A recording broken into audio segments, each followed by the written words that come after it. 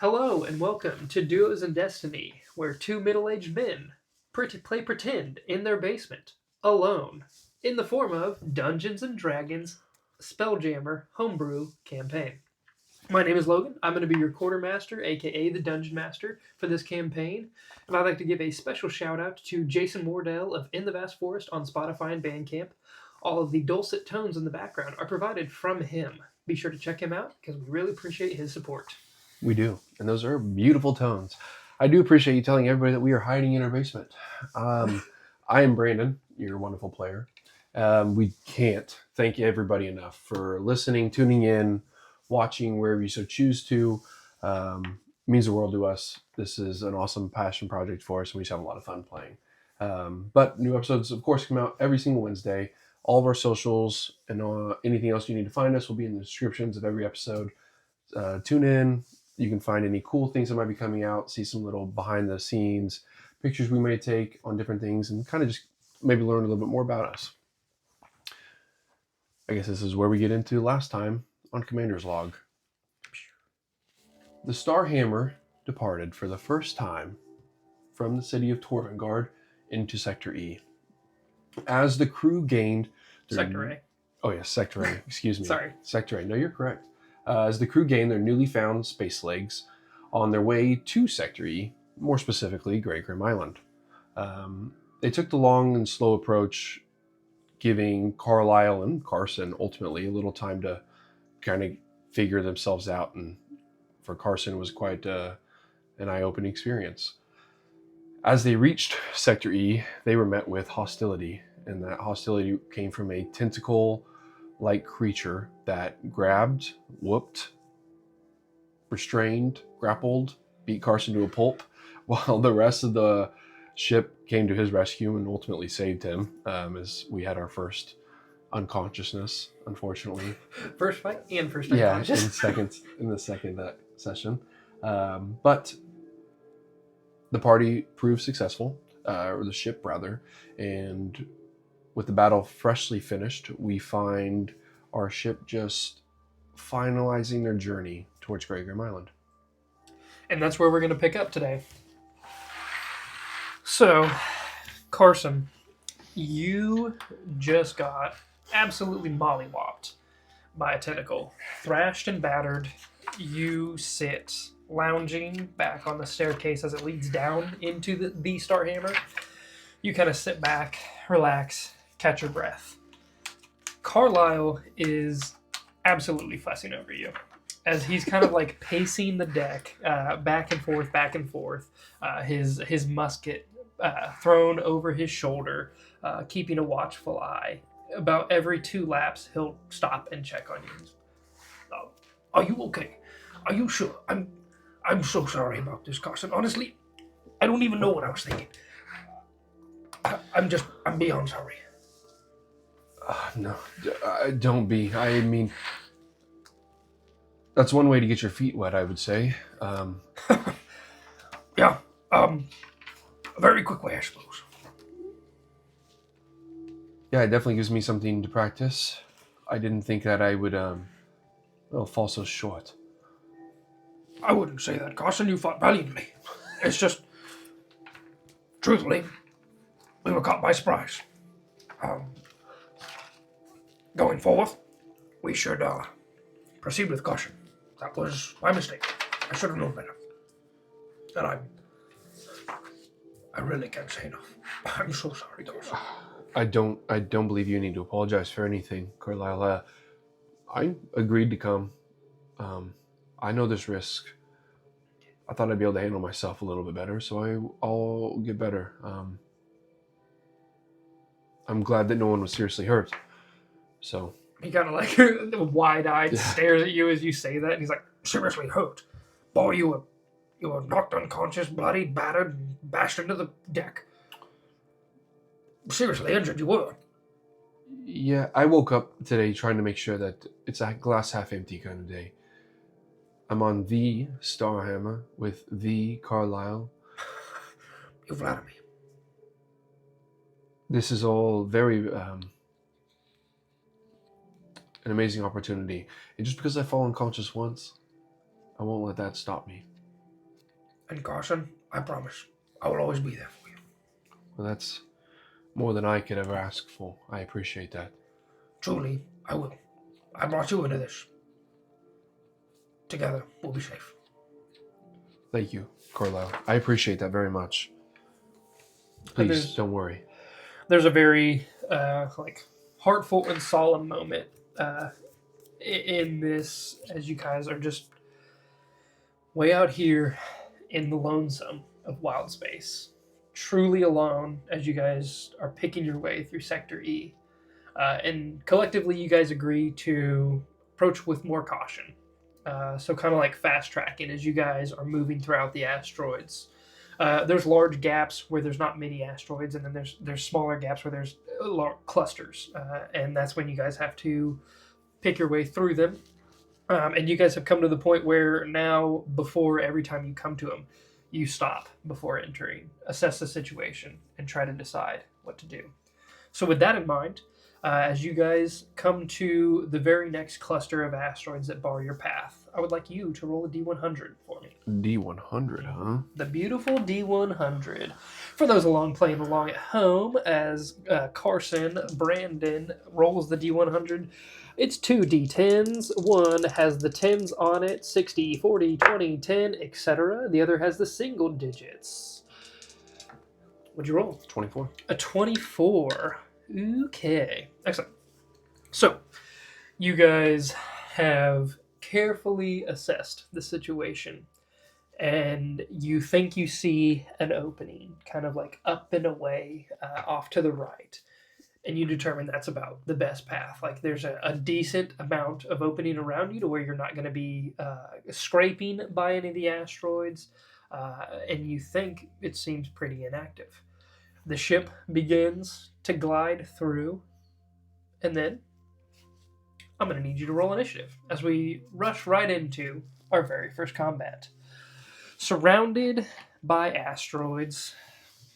Once again, we're just going to throw these out here as kind of like a representation of the asteroids surrounding you. Ironically, I'm pretty sure this is the same 4 places that I put them last time. Let's spread them out a little here. We'll just change up the scene. How's that? Beautiful. Totally different. Totally. It's new. I will put Carlisle kind of up on the front deck. I'm going to put right here, Okay. kind of referencing that you are near the staircase. Okay. The 2 ballista on either side, manned by 2 different crews of 3 of the automatons. Okay. Locked, loaded, ready to go. Your path before you guys is clear. And as you guys think you are making your break through the asteroid, you kind of have squeezed through a tight corridor. And then when you get to this point, there are a flurry of fins as 4 gray scabbers. Oh, I'm sorry, 5 gray scabbers. 4's fine. 4 is a good number. 5 gray scabbers. The gray scabbers are the, I don't think I can say gray scabbers enough, are shorter. They're much smaller than the other scabbers, which you actually haven't. You have not encountered any of these. These scabbers are, probably about like 7 feet in length. Okay. They have a large gaping mouth full of sharp razor-like teeth. They're very shark-like in appearance. 1 large dorsal fin and a gigantic tail fin. The biggest difference is they have 1 central eye above their head. That, as opposed to looking off to the side, like your classic predator, they look straight on. And these hungrily lunge forward after Carlisle, the very large meal, standing on deck. Uh-oh. With that in mind, let's get to our initiative here. As I flip to my initiative page within Cantrips Media Notebook. Free shout out there. Free shout out to Cantrips Media. Both of us are utilizing their notebooks for these campaigns. I have the Dungeons Master Guide. He has the Player's Handbook version. Player's handbook version. Player's Yes. notebook. Yeah. They're truly incredible. Yeah. I love these books. Disc bound, so you can move pages around, add them, remove them, Pop custom them out. flags. Yeah. Can't recommend them enough. It's a nice way to keep notes, and especially from a player side, it's easy to keep track of everything. And Oops. I'm going to throw some colored rings on here, Okay. just to kind of denote who is who. I don't know if Turtle Boy is going to wear this, so we're just going to skip him. So we have Turtle, red, green, blue, and black scabbard. Perfect. As I write down initiatives real quick, I failed you in doing this one first.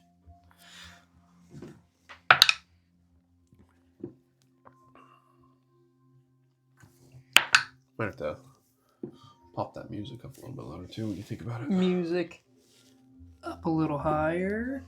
And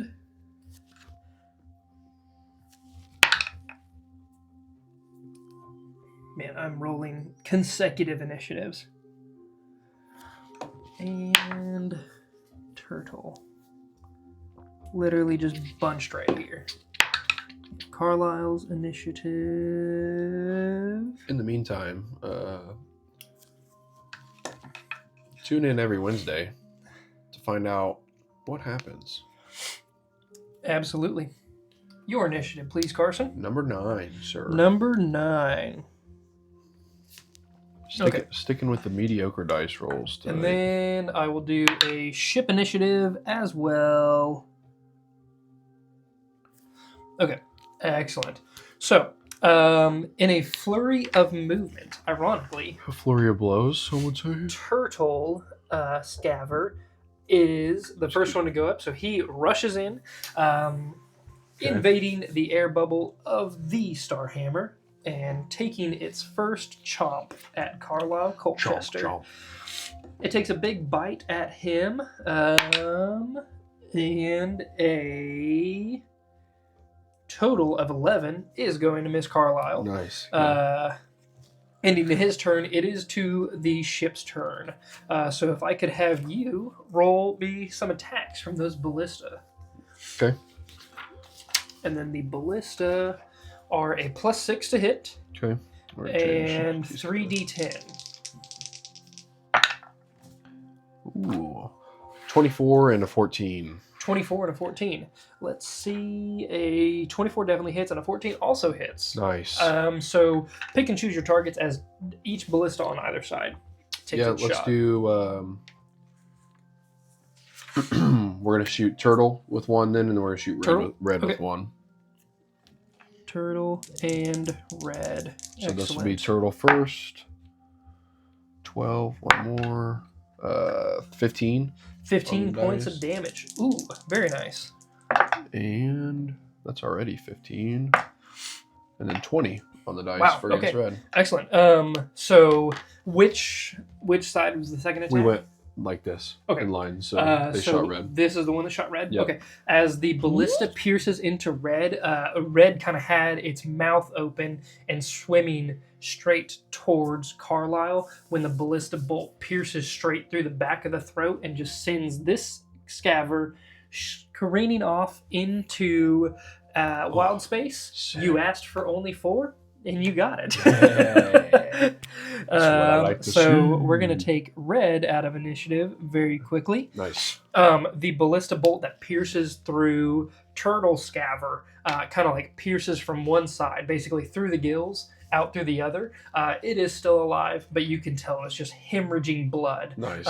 And in this space specifically, as you've gotten outside of the zero gravity of wild space, the blood is just scattering all across the deck. And Carlisle, as it has lunged at him, ending the Starhammer's turn. It's going to take us to the green scaver. Okay. The green scaver is going to rush in. It has plenty of movement to get here and begin to assail Carlisle as well. So with a 22 to hit, 22 definitely hits. It's going to take its big bite which is the D8. Sorry, Carlisle. That's 11 points of damage to him. Yikes. As it takes a very hefty bite out of the hippopotamus man. Carlisle! Yeah, On your left! he's just, and he's like fighting as it's like pulling on his arm, and he's kind of like, I'm coming! Yeah, it's like dog toying him, and he pulls out his musket, and he's like got it basically like dead straught on it as he's about to take its attack. Not his turn yet. It is going to be Black. As you shout out the black one, how much movement do these guys have? I think we're like 5 feet, 40, I think. 5, 10, Yeah, 15, 20, 20. Yeah, absolutely gets to you. Okay. The black scaver, well, aka gray scaver, but with the black ring, comes rushing to you. Are you missing any hit points, sir? Just a couple. Just a couple. Yeah, That's okay. I still get advantage. As As there is blood in the water, and it is a feeding frenzy. A 19 to hit for you. It definitely is. Okay. With 9 points of damage, Okay. the scaver rushes the deck, positions itself right in front of you, and just takes a large chomp at you, ending the black's turn, coming to yours. Well, I will.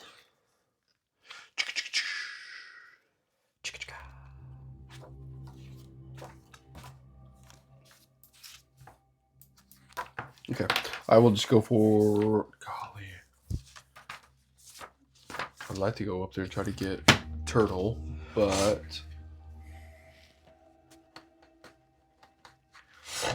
I will go for. I grab my trident out, and as he latches onto like my arm as I put it up there for him, I swing it, and I just grab the trident and I try to shove it up onto his stomach. Absolutely. Golly, 11. Oh, 11 just misses their AC. I'm sure it does. Yep, it does. It is just whooping my butt. That would be your action. You do have Yeah. movement and bonus action if you so like.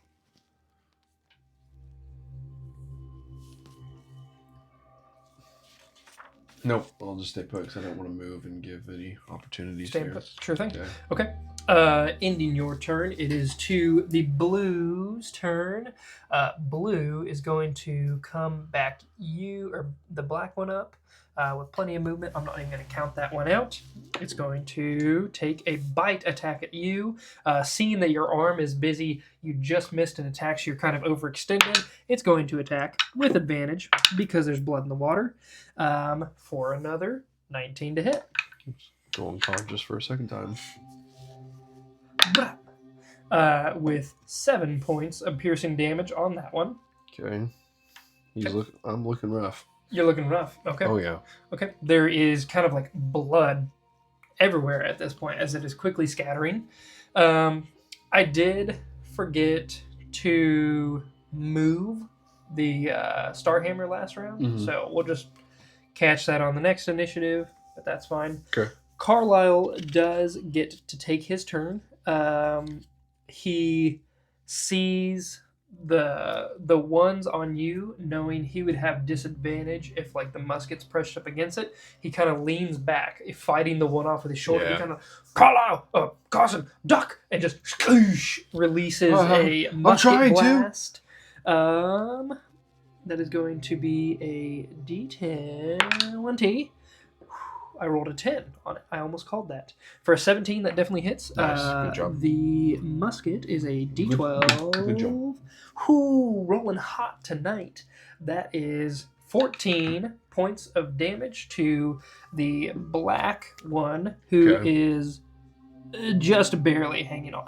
You see the musket, as you kind of like duck up out of the way, the musket enters from one side and just hemorrhages out the other. There's massive blood splay, absolutely painting the automatons that are working the ballista right there. Don't you want to eat that one? Attack that! I don't think Carlisle has any useful bonus actions, so from there, he's going to end his turn just kind of like locked in combat with those two there. Okay. Going to then top of the round. I don't know what I'm saying. The turtle Scaver's turn, which is attacking Carlisle at this time. Carlisle not looking good in the slightest. It does have advantage on the attack. Oh, that hits. This. Oh, darn. No, it does Okay. hit. Alrighty. The D8. Okay. With 8 more points of damage, you see as this scaver takes a large chunk of Carlisle's neck and severely bites into him at that point. All right. Putting him down. It's been fun. The Starhammer is going to move forward at this point as Carlisle just lets out this as he kind of like gets bit into the neck and there's this blood spray. The Starhammer scoots forward. Starhammer's movement is 40, so we'll just 40. 40. Oh. This one. 40. These guys also move. 40.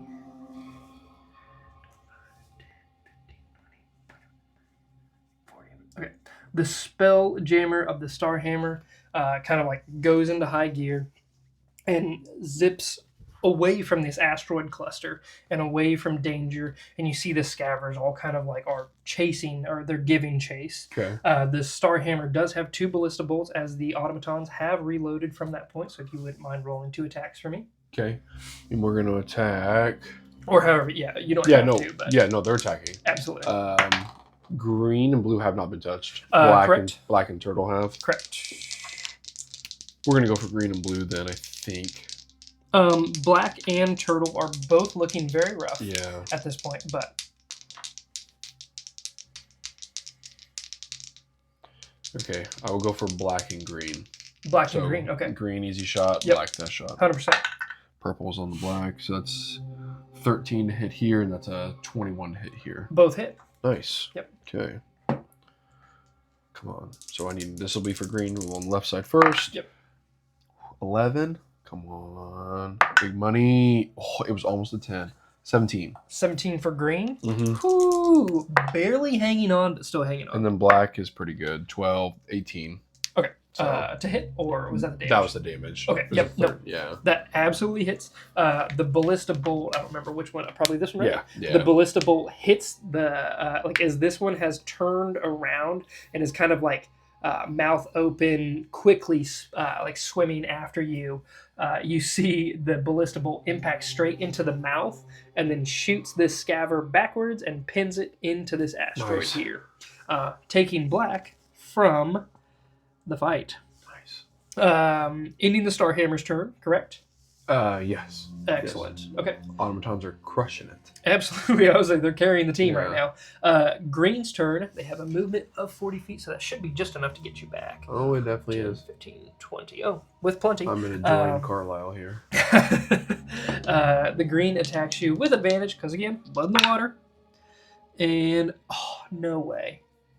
Does an 11 hit? No. Dang. With advantage. A 4 and a 7 on the dice. Maybe I can. I can't math as a 12 hit. No. Okay, I didn't think so, but yeah, I'll correct myself there. Okay, so with the green just missing as it dashes in, you kind of like take the trident and you just straight in its jaws, and you're kind of locked in combat at that moment. It is your turn, Carson.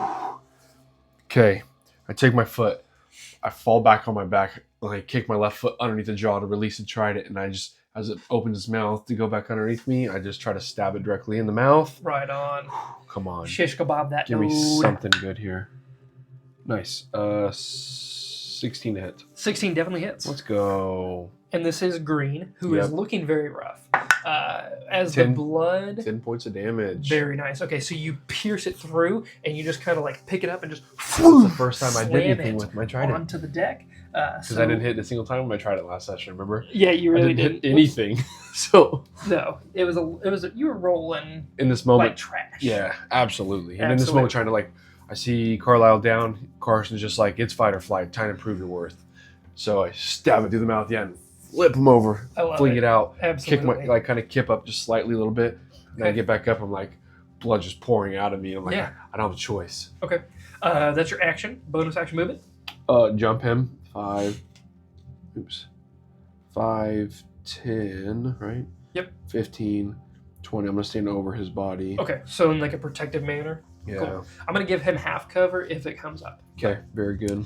That is your turn. It is the blue scabbard's turn. So there are only 2 scabbards remaining. One perfectly healthy, one very bloodied.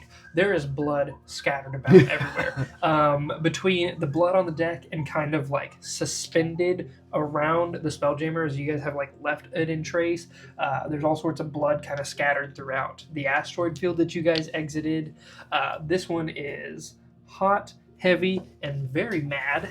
Has 40 feet of movement, and it has a dash if needed. 5, 10, 15, 20, 25, 30, 40. Okay, you are just out of range there. Yeah, but It really doesn't gain anything from getting so close to you. So, you know what's going to do instead is it kind of like dives down of this side of the ship out of view. So we're just going to set this guy a little bit off the side. We're just going to set him out of the map entirely as it's kind of just ducked down.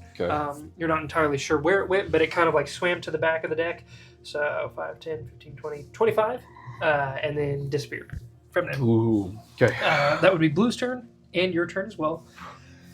Carlisle is, oh man, how do I roll death saves? Do I roll it to you and not tell you, or do I just see him? You can see him. Okay. I do kind of like the idea of not seeing it, but it's fine. I like the idea of you not seeing it more than anything. Okay. Carlisle on the ground at your feet, and you can kind of hear the rattle in his chest of him like choking on blood, like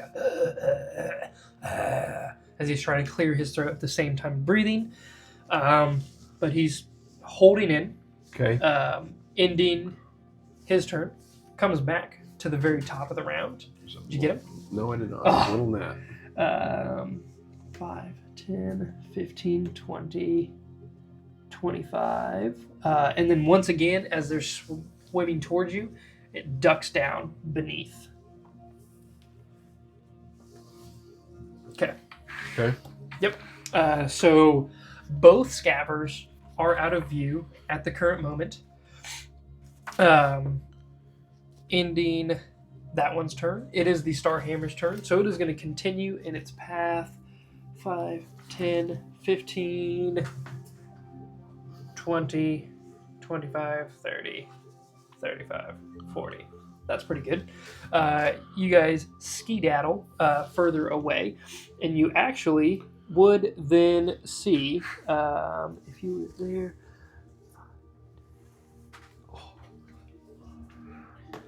both of the scabbers were kind of like making their home just beneath the deck, and as it kind of like lunges forward, you see the tail of them just like basically, it's kind of like a large shark with remores, where they're just out of the periphery behind them, but you catch basically the tips of their tail swimming behind you. You know they're still on you.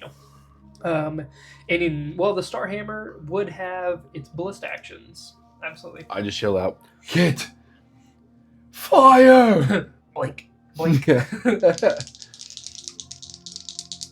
As the automaton wheels the ballista around and purple.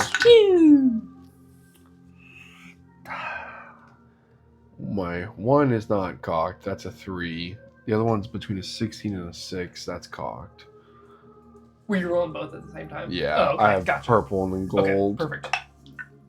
13. So gold's 13. Yep. It's stacking the blue. Okay, awesome. So 13 does hit that's blue. technically 19. 19 total. Yeah. Okay, 13 on the dice. Yeah, definitely hits. And dice rolls, not great. 6, 7, 6, 7. So 13 points total? No, 7 points total. Oh, on 3d10? Mm-hmm. Oh. Mm-hmm. Okay. They couldn't be the MVP that hard. No, truthfully, they couldn't carry. They're It'd be crushing. embarrassing for you. Absolutely. Speaking of, it is back to your turn as the 2 ballista bolts go firing off. The scaver still hot on your trail. I feel like I look rough, so I feel like the best thing to do is to kind of like stay back a little bit. Yep. So that's probably what I'll do is I'll stay back a little bit. Yep. Do you want to hold an action or anything? Yeah, I'll hold. I will gladly hold an attack action if they were to get into my melee. Perfect. So I kind of figured as much. Yeah. So holding the attack action for a melee opportunity, ending Carson's turn, takes us to the Blue's turn, who is much closer to you guys now. How is he closer?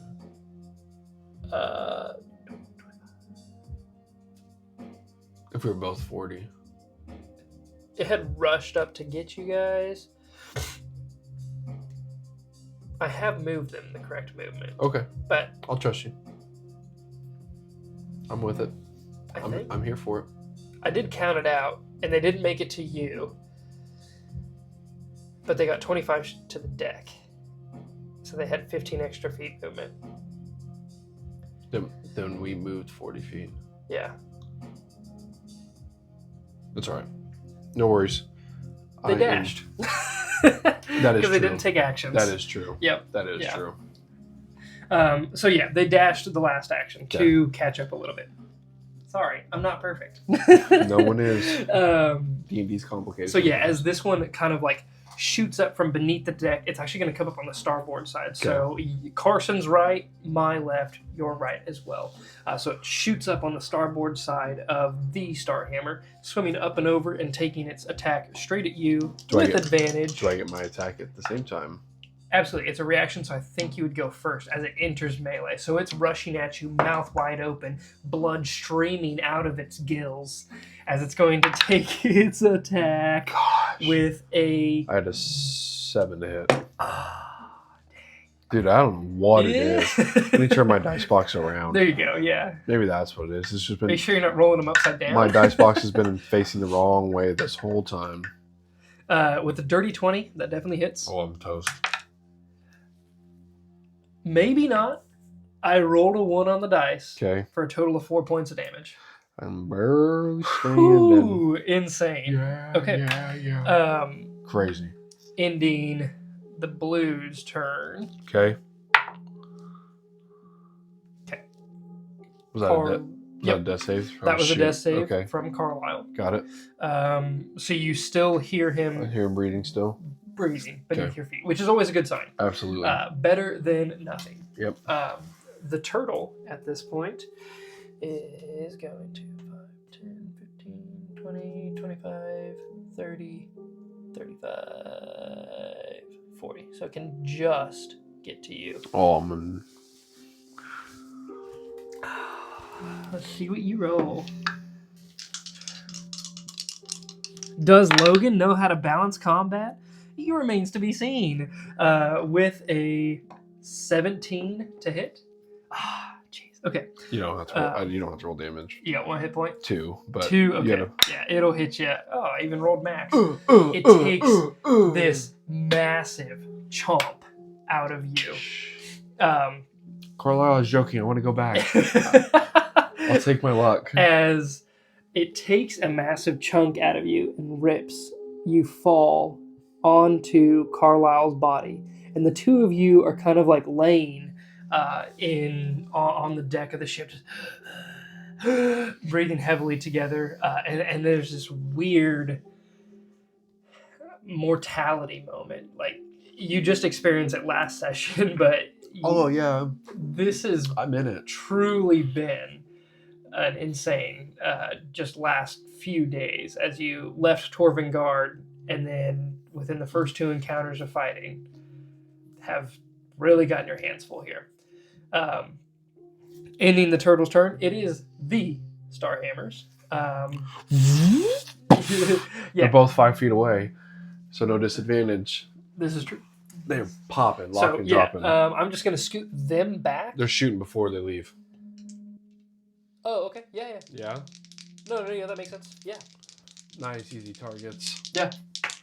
Gold, purple.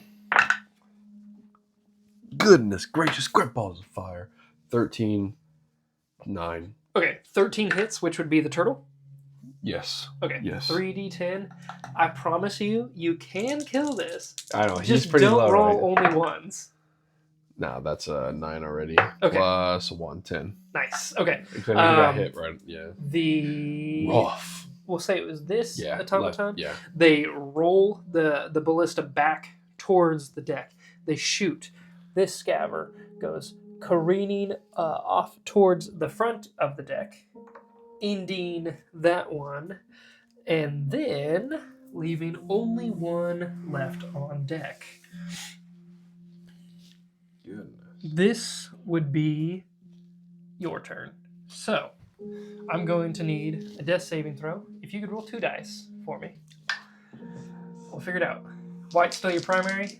I don't know. Yes. Okay. Tell me why, too. Tell me, we'll figure it out, man. Don't look at the camera. I'm not. I looked down. They didn't roll at all, did they? They just like landed.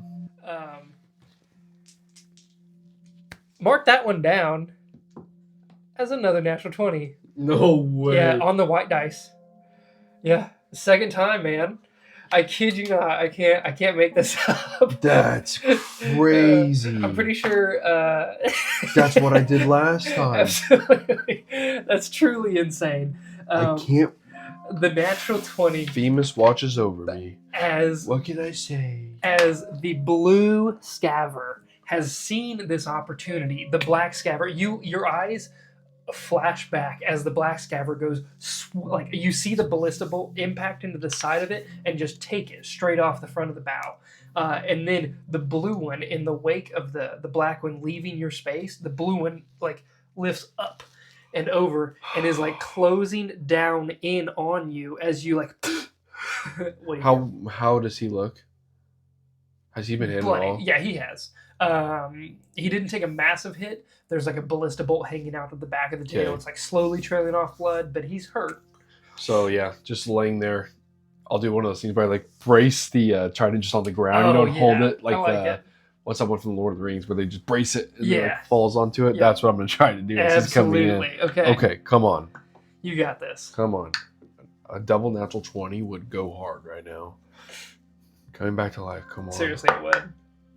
But a 15. 15 does hit. That's technically a 20, dirty 20. Oh, man, I'm sweating over here. I'm sweating. This is about to be a real short campaign. Only 6 points of damage, though. 6 points of damage. Okay, no. That's a hefty blow as you... it is still standing.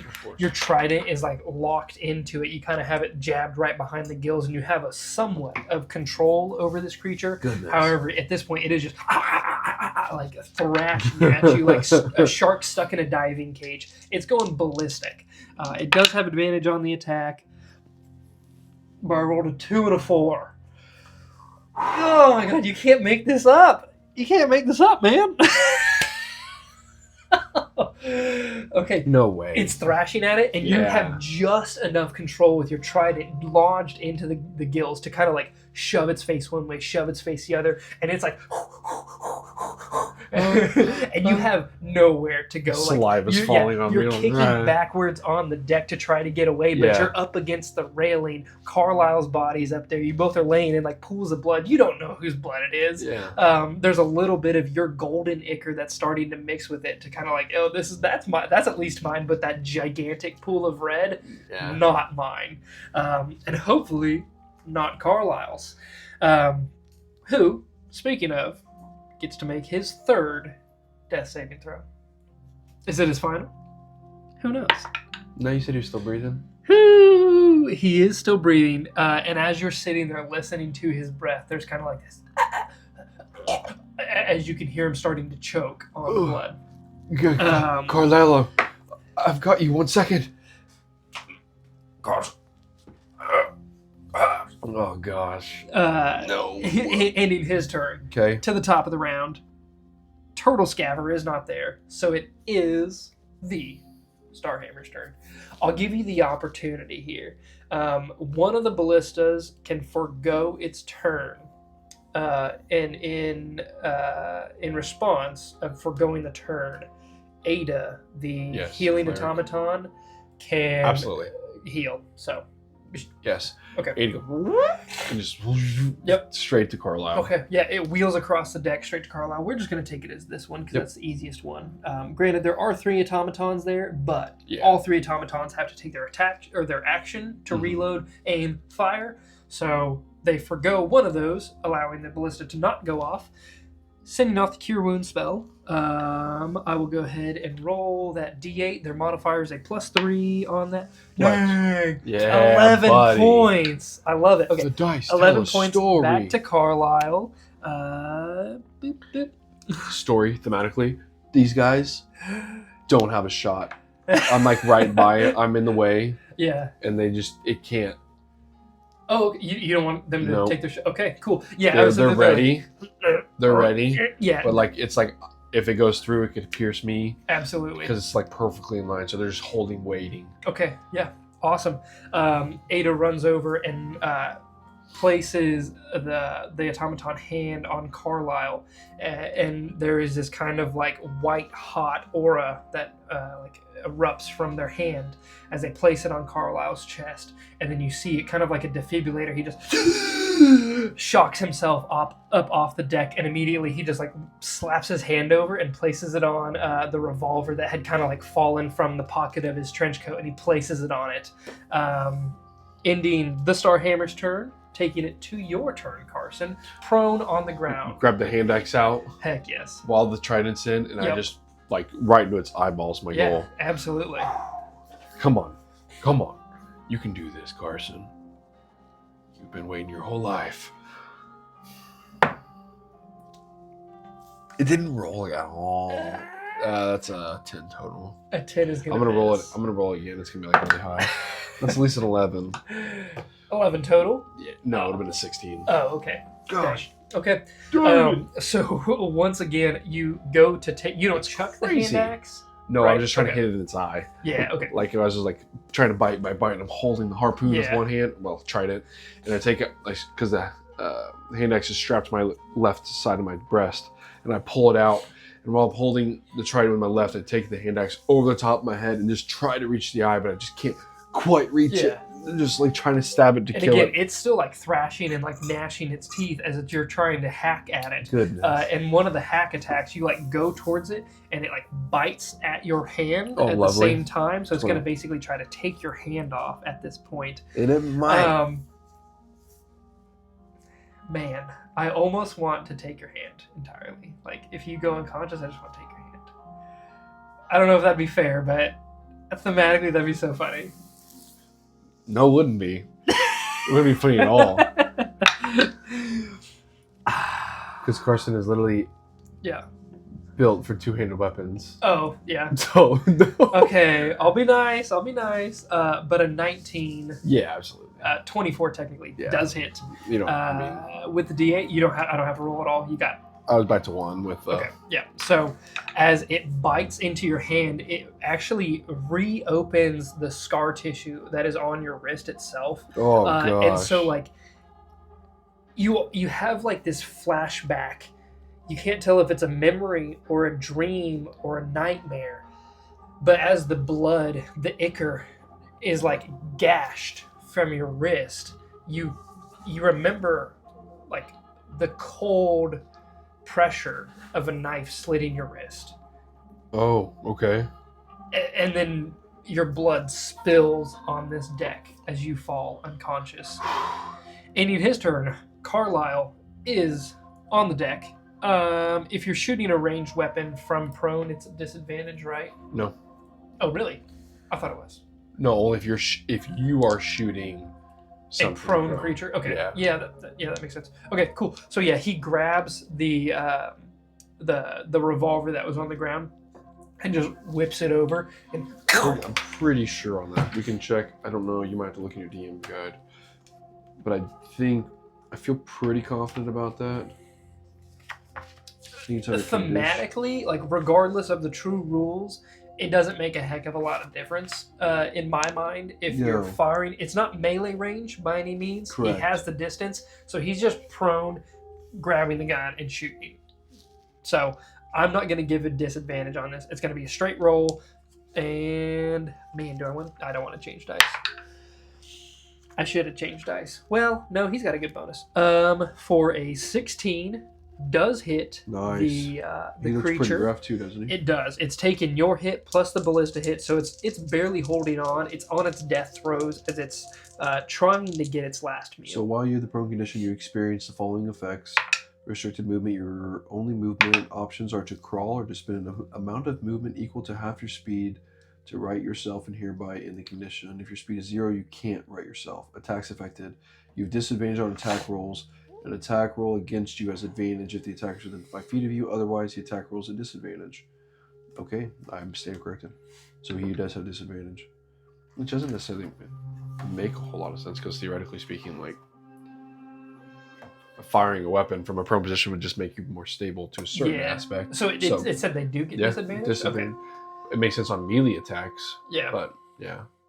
I can roll for disadvantage here, to be fair. So Yeah. I guess we will. We're going to play along with the rules. It still hits. The lower the dice was the first dice that I rolled. Okay.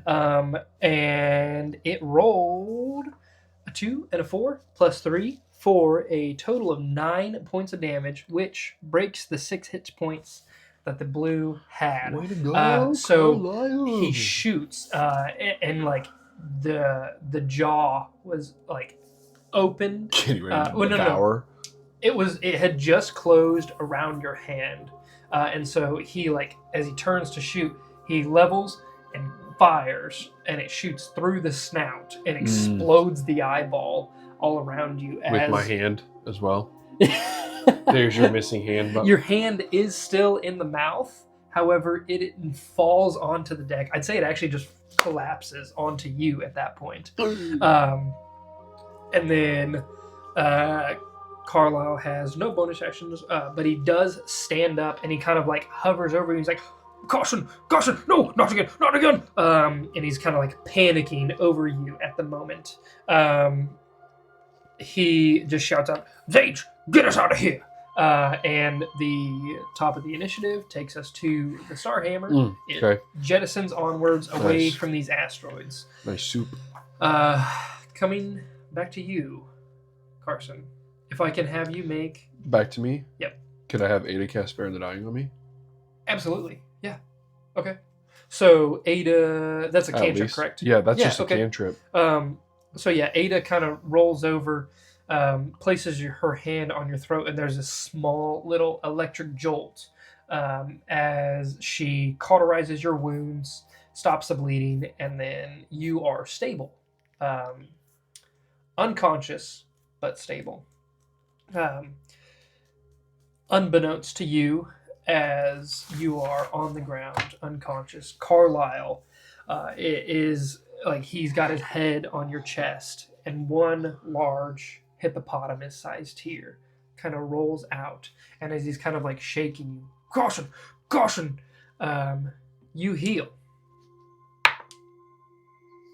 4. What's your modifier, my boy?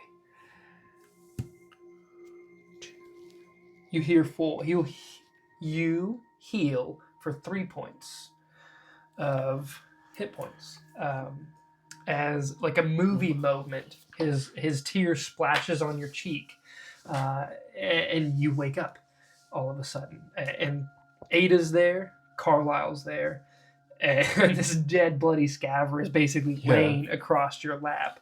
As he kind of just like rips it from you. He's like, "Are you okay? I'm so sorry." And he kind of like pulls you up and he like hugs you, and it's this like overbearing moment. You're just absolutely swallowed in this large creature. Okay. I know I said I was a glass half empty kind of guy, but today, you're squeezing a little too tight, Carlisle. I'm sorry. Oh, thanks. I think my glass is broken. Yeah, you're right. Let's get you downstairs. Oh, please. Sage, are we close to Greygrim Island? And his voice rings out through the ship, and he says, We appear to be getting closer. I do not see any asteroids ahead of us. From our reports, it's not far. And he says, "Carry on.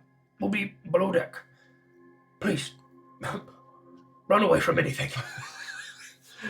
as the two of you. He's looking a lot healthier after Ada healed him, Right. but it's still the exhaustion of the battle that just encompassed, or that just occurred. That you two are collectively clinging to life as you kind of like hobble down to deck. Ada supporting you along the whole way the rest of the time. And then, if there's anything you would like to do in the wake of the battle.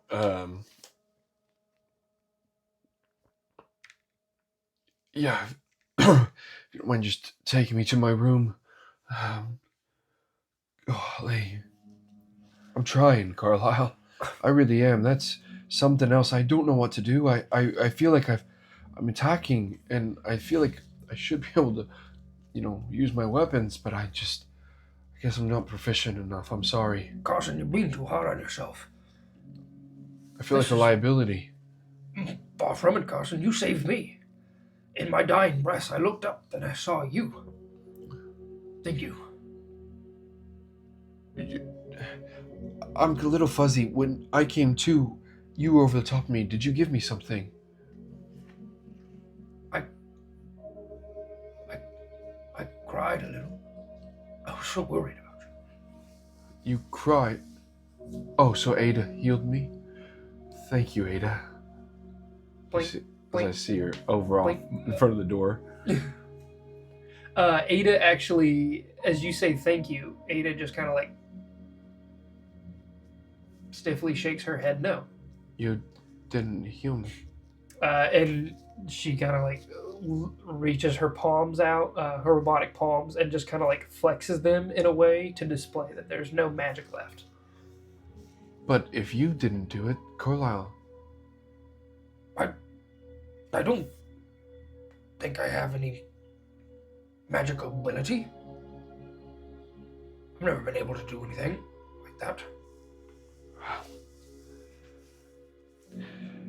There's one thing we do know, remember? Themis has blessed us both. Sure. Venus. Maybe. And he kind of like sets his hand on your shoulder. He's like, Carson, I can't explain what's going on between the two of us.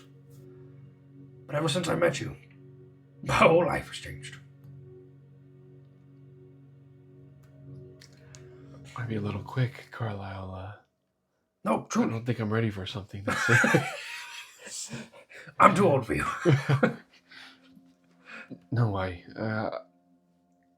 agree. I mean, just a few hours ago, I was a dock worker, still living with my parents, and didn't really have anything going forward for me. And a few hours ago, I was a lonely hermit.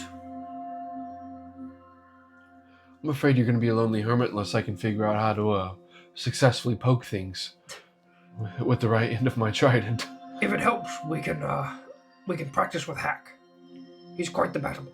That's probably not a bad idea. Yeah. Maybe down in the lower deck. Absolutely. In the cargo. Yeah, have this that, cargo don't hold. I saw you looking around. I have that. I just couldn't remember what that bottom one was. But yeah, the cargo hold would probably be a good place for it. Yeah, but not right now, Carson. No. You look like you've seen better days. Absolutely. Glass half full. You've seen worse days too. Yeah, glass half shadowed. Maybe. I don't know what I did with the paper. How long do you think till Greygrim? I would hate to be amiss and be be worse for wear when we show up. I'll keep an eye on deck.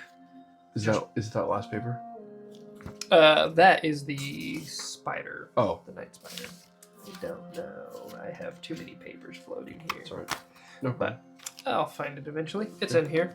In the one of the hundreds of papers I have, but I know I grabbed it because it was right my there. other one. Yeah. Oh well. Anyways, as you settle into your room, would you make me a perception check? There's ninjas in here. Dun-dun-dun-dun. Perception. For one thing that I'm not good at is wisdom. But that was a 19 on the dice for a total perception roll of 18. Okay. You've kind of flopped onto your bed, and you're taking like slow, methodical breaths to kind of just steady your heart rate and take in all that just occurred. And as you kind of like flutter your eyes open, you notice there's kind of like this like hard packed mud in the corner of the room. And you immediately recognize what is colloquially called a mud burrow. There are one of the few native creatures to Torvengard are these bats. Everyone is collectively just called them mud bats, as they make their homes out of mud. Okay. They were on the original mining of Torvengard. They were quite abundant, and as the mining expanded, they started to become less and less, to the point where they were kind of like a rarity. They're like a sacred animal amongst Torvengard and looked highly upon. And in your room, in the corner, kind of like up high, you see one of the homes. And then as you're kind of noticing it, there's like this tiny little bat head that just pokes out and then ducks back in into the little burrow up top.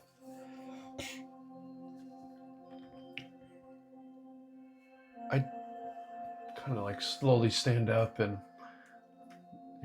kind of just taking a slow approach towards it. And, I won't hurt you. I didn't see you when I was in here a few nights before. You're quite good at hiding. It's okay to come out. Don't be afraid. Make me an animal handling check. Oh. One of the few times we get to roll that one. Also -1. Yeah. So dude, the 20 faced me and fell off to a 2 for a 1. Golly, dude. I watched that 20 it hit the wall. It rolled 20, hit the wall, and just went beep, 2. Dude, your dice hate you. I rolled a 2 again. Yeah. I know. This is wild. Yeah. You need to get all these dice, do a ritual, charge them under the moonlight, something. But they ain't working I'm going to have to for get some you, new dice. Yeah. Ay caramba. Dang it. It does not make another appearance. I only have 3 HP, so it's probably about to come kill me. Yeah. It's gonna suck your blood in the middle of the night. Famous knows I cannot attack. Yeah. Goodness. Well, I won't hurt you. I'll get you some food when I get some this evening, and I'll set some out for you. Not sure what bats eat, but I'll find out. Okay. Anything else you would like to do in this time period? Did Carlisle say how long it would be till we got to Greygrim? They truthfully didn't know. Okay. Yeah. Oh, I'm just gonna go lay down. Okay. Yeah. Absolutely. I'm gonna doff the breastplate. And... Yep. You have already taken a short rest for the day. Yep, I know. So, rules is written, no short rest taken. However, you do rest. If there's anything you would like to expend to I have regain. nothing. Okay, cool. Totally spent? Absolutely. And you are fully exhausted. Your body heavy. Your wounds ache. Especially the one on your wrist. And you kind of take a second glance at it and kind of like trace your finger over the scar tissue. And it's fresh scar tissue now. And the aches and the pains. And you kind of have like this unexplainable fear within you as you just stare at the wound on your wrist and then the other one. And then kind of one of your last thoughts is just like touching the deep gash that was once around your throat before you drift off to sleep. Okay. You wake up, not sure how long later, to a heavy knock at the door.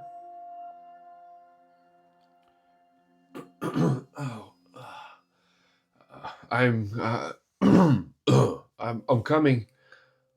You might want to come past. We're here. We're at Greygrim. It's incredible, Carson. Carla, you didn't give me a heads up at all. I wanted to let you rest. All right. Did I get a long rest then? No, not a long rest. Yeah, not a long rest. Because it was only by the time you kind of like collect yourself, it was only about 4 hours. Yeah, lovely. Yeah. Too bad I'm not an elf. No, not quite. Right. Okay. Yep. Give me a couple seconds and I'll get my things together. And by a couple seconds, you mean 10 minutes? As Yes, you don absolutely. Okay, I'm so you- donning my okay. armor. Absolutely. I'll open the door. Like, sorry, Carlisle. I fell asleep. If you don't mind, I'd probably like to put my armor on. It's been a rough day. Understandable. Okay. Before we go, I did want to talk with you and Zage. We're just on the outskirts, but I want to make sure we approach this as a team. Understood. Yep. You want me to meet you at the jamming quarters? Please. All right. At the helm. Okay. As soon as Yep. I'll put my armor on. Yep. I'll be up there. Just a second. Yep. So as you're kind of like talking to him, you're struggling to get all the straps and everything. Which is kind of crazy because the breastplate should not take 10 minutes. 100% now. Like You probably have, if like- it's you probably have, just the like- breastplate. Like There's probably like 2 straps on each side that are just tightening, and then that's it. yeah. Wow. Okay. Who knows? Yeah. Rules. Yeah. Okay. Or like Um, think about that like a chain shirt. Yeah. Literally throw it over. Yeah. Yeah. That's funny. Uh, Okay. So yeah, I've all done that and put my big coat on now. That's getting slightly worn in quicker than I would ever wanted it to, and head to the jamming. Okay. Heading to the jamming room, it is 1 floor above you. And so you climb the staircase and you find Carlisle and Zage just kind of having conversation there. And they're like, Oh, you finally made it. You look better. Like crap, you can say it. I feel it. Yeah. Don't worry. But we've arrived. and he kind of like points to a port window. And you get a very small glimpse of a vibrant and very full of life, almost like a coral reef floating here among space. There is a cluster of asteroids, closer and tighter clustered than the other ones that you've seen. And what's holding them together is this like entangled ball of kelp. The kelp kind of like anchors itself down onto the asteroids, and so there's these large vines that kind of like go down to the actual surface of the asteroids, and they all grow up out of the asteroids and then meet in this gigantic knot. There's one asteroid that is significantly larger, but amidst the kelp and around the asteroids, there are flashes of color and movement all around. Amidst the kelp itself, you see these like smaller golden style fishes that are dashing in and out.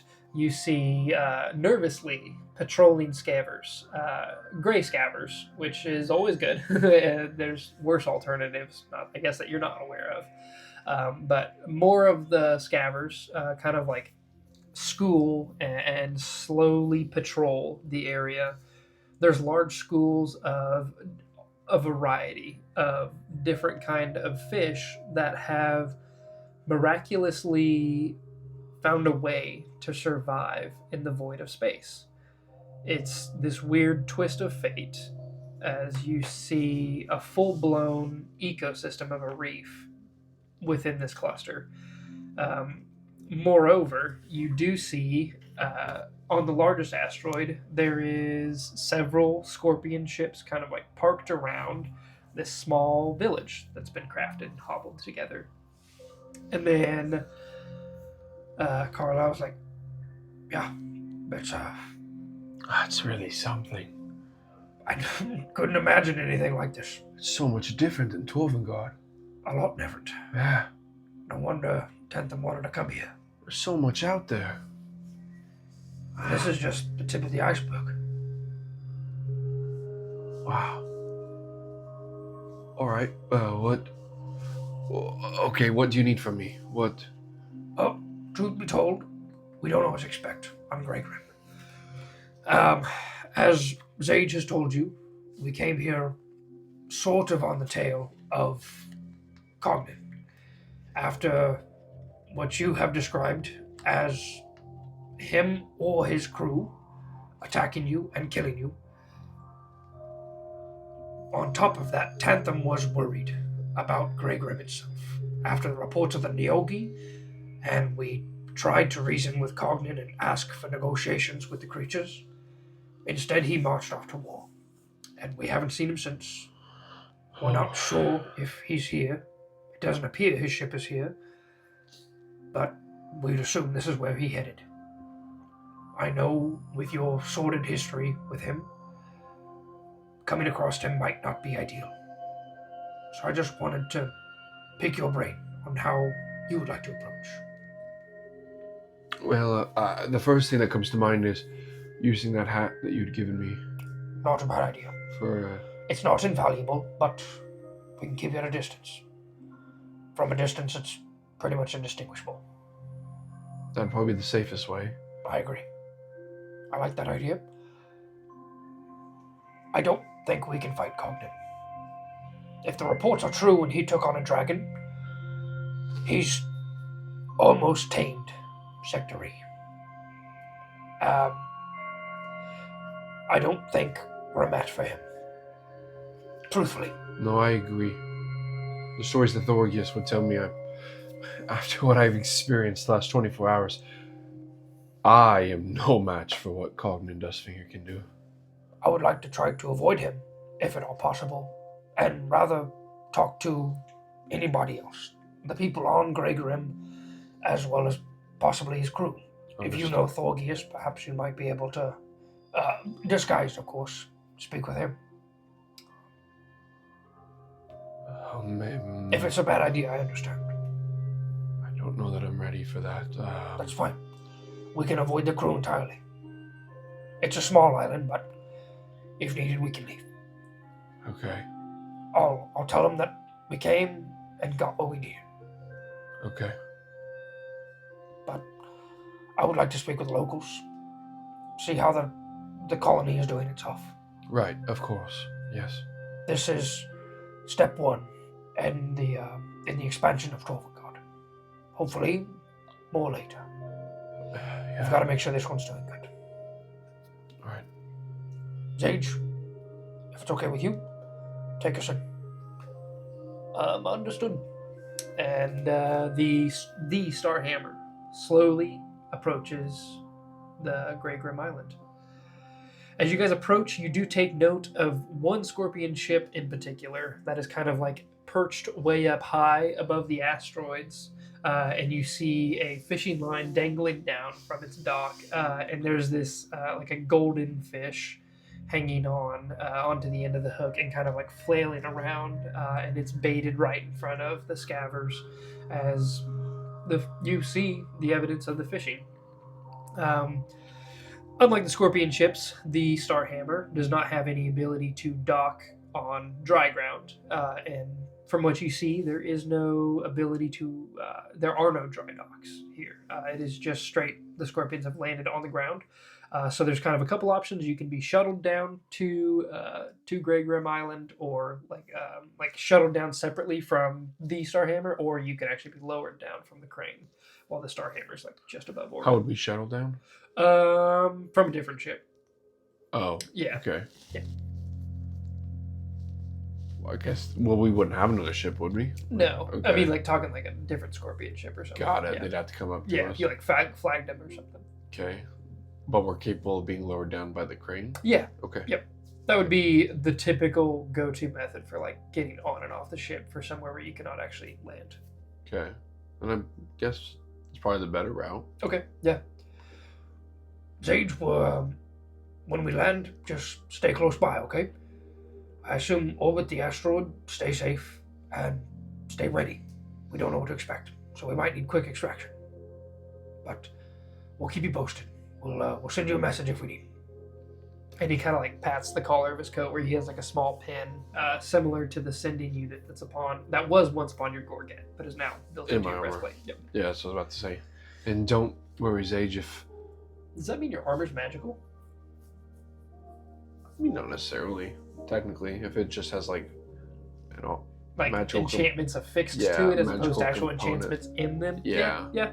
Yeah. like the you'd be right. component would be magical, but not. I don't know what the armor would be. Yeah, you're correct. Cool.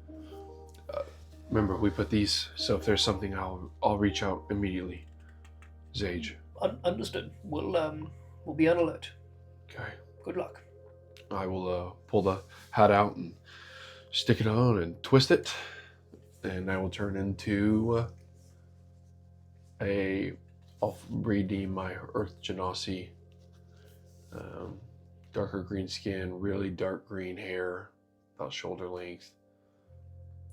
Rougher skin, just from work, pretty normal clothes that I've seen some of the gym hoarders wear as esquires. Yeah.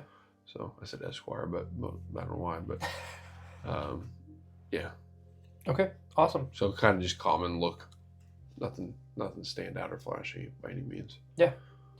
It's this almost like historic moment for you guys, like one small step for man in a way, as you guys are setting foot on the first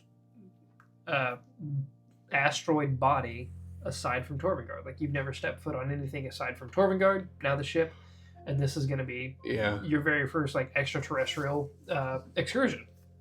So you guys are slowly lowered down, and a crowd is quickly gathered. As you guys have gotten closer, you see there's about like 30 small hut structures, and then like one like large pavilion, like basically like a ring, maybe like a double, 2 rings of these small shacks, and then like a large picnic table style area in the center where there is people gathered at the moment. You see a couple people like at a campfire with a large cook pot. There are scavers that are kind of like hung by their tail to dry out and to bleed. There are all sorts of different dry herbs and vegetables and roots that have been shipped in here. Part of what you guys have brought with you is supplies itself. Like when you lowered when you started to lower the crane itself, the hoist, you loaded up a handful of barrels for like dry goods and rations. So aside from just coming to check on, you did come for a resupply. Everyone is very excited to see the approach. The Starhammer is a very recognizable ship, and so everyone there knows exactly what approached. Yeah. And it's this very bizarre moment because again, this ship has never left port in the almost, I can't remember exactly how many years I said it's been built, like 3 or so. In the amount of time it's been built, it's never left dock. It's always just sat, and now here it is hovering over Greygrim Island. So it's almost like a special occasion. Sure. As all the available residents have gathered, you see there's about like 22 people here. Amidst the like working class and working age individuals, oddly enough, you do see 3 small children that are kind of like scurrying around and like clinging to the skirts of like a grandmotherly looking individual who's standing at the cook pot, no less. It is very quaint. It is peaceful, but you can tell there's kind of like a ruggedness, like a frontiersman kind of vibe to this whole thing. Like these people are out here on their own, surviving. Like yes, they are getting the supplies from Torvengard, but they are self-sufficient in the fact that they're feeding themselves from the fishery that they are doing. You guys also arrive with 2 scavers, so arriving with fresh meat upon deck as well as alongside the rations. It is a very welcome sight. So whenever the platform touches ground on Greygrim Island, multiple people kind of come over and start unloading, and a couple of the fishermen kind of like throw, 2 or 3 fishermen get together and throw the scavers over their shoulder. They're like, "You guys killed these yourself? That's quite impressive. Good fish here, good eating. We can have a feast tonight." Oh yeah, we just had killed those. I don't believe we met before. What's your name? Oh, my name is Hold on 1 second. Why don't you go blank? I'm gonna panic, and I want to say my best friend's name. my name's Geode. Nice to meet you. I also You laughed forgot at my you name. laughed at me. I am Cobble Roundstone. And it is this very stout Earth Genasi. Oh, He kind of has like this like flat cap, like it's like a stovepipe hat in a way, Okay. like the very Yeah. round ones that have the flat top and like the bill that does this number on Yes. it. He has this like incredibly bulbous nose, and he himself is just bulbous. And you know why they call him Roundstone, because he looks just like a boulder. And he's like, I've been here for about the longest of all the residents. How are you? Welcome to Greygrim Island, please. Oh, it's quite the pleasure to be here. Well, let me introduce you to a handful of the residents. Of course. You like living here on Greygrim? Oh, it's not so bad. Good fishing. Never expected that. It's a nice change of pace. Very good. Very good. It's enjoyable here. Well, good. Les, please introduce me. Of course. And over the course of the next hour and a half, you and Carlisle are kind of showed around. Carlisle is quite the celebrity. I would imagine he's like, Everybody wants to meet you, so it's Yeah. not even like the hour and a half of meeting 22 people is more of just like everybody trying to talk to him all at once. take a picture with Carlisle. Yeah, truthfully. And I guess to keep it short, is there any information you would like to try to like sneak out of people in particular? Yeah, well, probably when Carlisle's like pretty well busy, I'll try to see if I can pull somebody that's kind of already had their chance to talk to Carlisle and kind of giddy and then that like euphoric high from like talking to Carlisle. I'm kind of like, hey, you got a quick moment? Oh yeah, totally. And you meet Kartug Onyxback. The name strikes you as a cousin to the Onyx Eye clan. One of the most prominent clans amongst Torvengard is the Onyx Eyes. They're one of the few Spelljammer owned. I guess the Onyx Eye family owns a whole fleet of Spelljammers, and they're kind of like the counterpart to the Gem Runners. Okay. Now, mind you, the Gem Runners themselves are essentially a private entity. The Admiral Tanthem is basically a self-appointed role to someone that owns and operates a fleet. The Onyx Eyes call themselves the Onyx Armada. They are very well funded from Mathilda Onyx Eye, one of the kind of like matronly figures of Torvengard. She's been a big proponent in Spelljamming and has funded it quite a bit just from the profit she's made from mining back on Torvengard itself. Onyx Back, though, is the cousin to the family, and they're not quite well off as much. But this young male dwarf is probably maybe a little younger than Carson would be. Okay. Very early adulthood, still in kind of like the naive years of adulthood. And he's like, what was your question? I'm sorry. I kind of got lost in sauce You there. said his first. What was his first name again? Kartug Onyxback.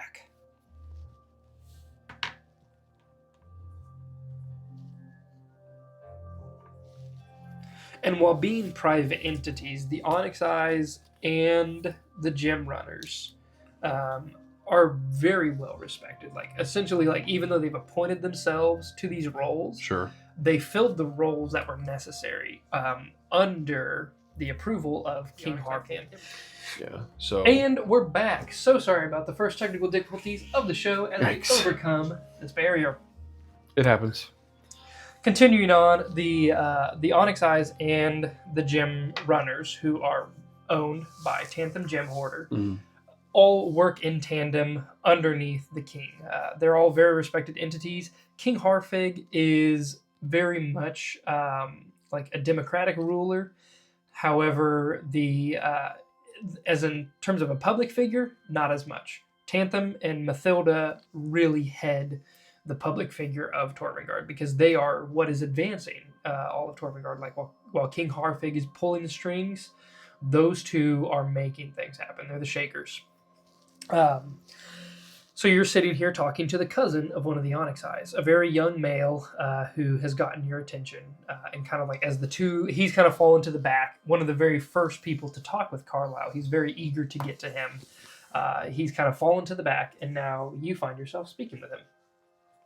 Real quick, because I did not write it down his name. Who was the first gentleman I met too? Cobble Roundstone. Cobble Roundstone. Yep. And he was probably like about middle-aged.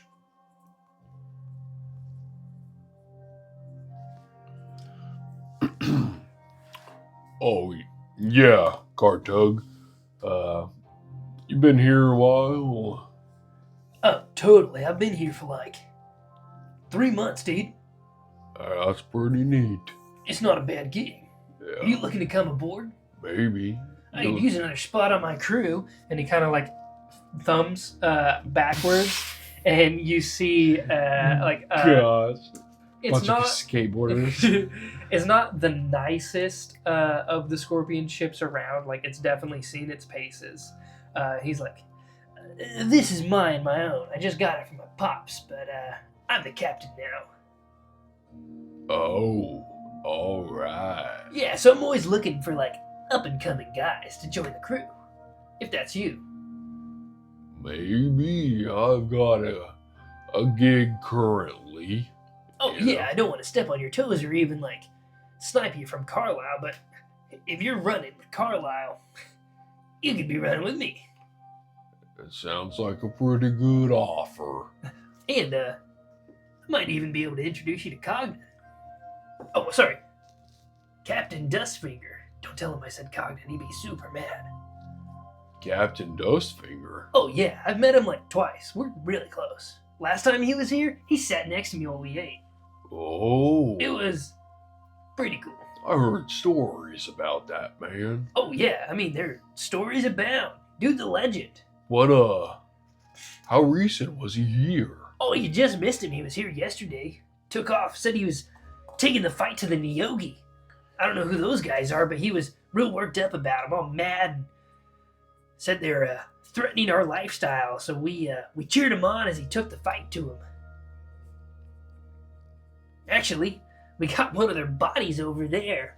and he kind of like gestures to on the outskirts of town. There is truly a dead Nyogi. Oh shit! And you see what all the fuss was about. This large, person-sized. I mean, I guess person is varied in size. It's about 5 to 6 feet tall, but a very elongated body. It has this arachnoid back half of this spider-like body with spider legs, but then it ends in this creepy long eel-like head. So it's like almost like two creatures mashed together. Okay. Gross. And this Nyogi has been absolutely decimated, and it is basically in bits here, but dead and kind of like discarded off to the side. And he goes, Yeah, Cognan actually arrived with that one. It was dead when he Whoa. came, but he just wanted to show us what he's up against. Pretty cool, right? That's pretty wild, if you ask Hopefully- me. Hopefully this fishing gig doesn't pan out and I can just join his crew. Thinking about selling the ship. Oh, that'd be quite Yeah. the undertaking. Oh yeah, but I mean like to be part of his crew, that's history in the making. And I could be right there. You think you have what it takes? You know who you're talking to? I'm an Onyx back. Basically born to Spelljam. You do have the name for it. Got that right. Well, oh, he said he was here a day ago, huh? It's too bad I missed him. Yeah, you missed quite the feast too. Oh, don't say that. I love food. Oh yeah, you think you're good at killing scavers? You showed up with 2? Last time, he showed up with 8. One of them was a brown scaver. I've never even had a brown scaver before. I don't even bother fishing for those. Those are too vicious. And he had one dead. Whoa. Yeah, pretty insane. Dude's the real deal. How big was his crew? golly, I Uh, um, 6? Is that right? Him. There's 2 crews of 3 plus Yeah. Cognate, right? Yeah. So there's 7 total. Yeah. So there was like 7. Totally room for an 8th. Wow. Oh yeah. Maybe you and I could both be on there. I said room for an 8th, not a 9th, dude. Oh. Well, No offense, but like you offered me a spot on your ship, so I just thought maybe right, yeah, you but take like, me with you. I need a crew now, but eventually I'm moving on to bigger and better things. So You like, want to, listen to the man. listening to Cognan is the man. I don't mind listening to that. That's fair. It's not like bound down to the man. He's done incredible things. Oh yeah, I mean look at this place. We wouldn't be here without him, right? He built this place? He didn't build it, but he discovered it. If you're bored later, I can even show you Greygrim's lair. Interesting. Yeah. He fought a whole dragon, and then turned it into a ship. He did that. Well, okay, with the help of that guy, he gestures over to Carlisle. Oh, that guy, the Carlisle? Right, the Carlisle, I get it, but I mean, what has he done? Made a couple ships? Maybe you should rethink your priority, kid. I don't even know who you are. If you think that Cognan is cooler than Carlisle, Sorry. maybe you should just sneeze. I wish I could. Carlisle's way cooler than Carson could ever be. Who's Carson? Cognan. Right, I mean, think what you want to think. Carlisle's okay. Cognan, I'm not lying when I say he's a real deal. If you're lucky and you stay around long enough, he might return. Oh, that would be quite something. Oh yeah. Every time he comes, he brings something new. Last time was the Nyogi and the Brown Scaver, all in one trip. That's pretty cool. Did he say what direction the Nyogi are in so we can be careful? Oh yeah, actually, he pointed over towards Sector F. Told us not to go there. Oh, that's good to know. Yeah. We definitely don't want to go there either then. I think that might be where he went. But nobody's really explored Sector F yet. That's uncharted territory. Dangerous out there. I mean, it's dangerous enough here.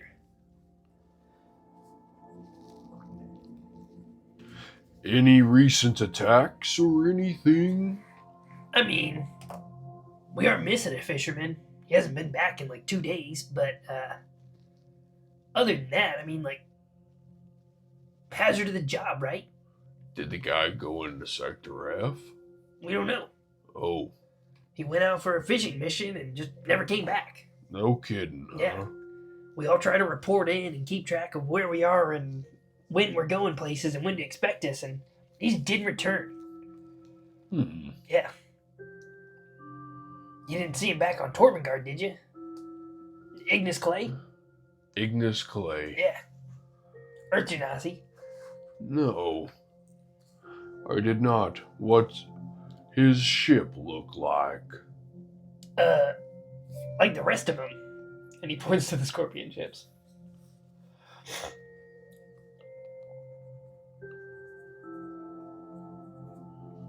Do we know what direction he went in or so? Because we could go look for him if you needed it.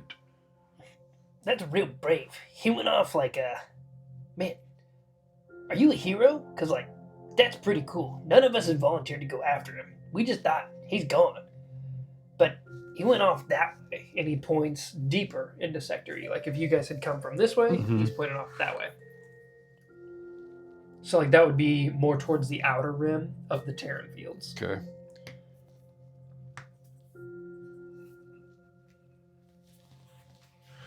Oh, I'm no hero.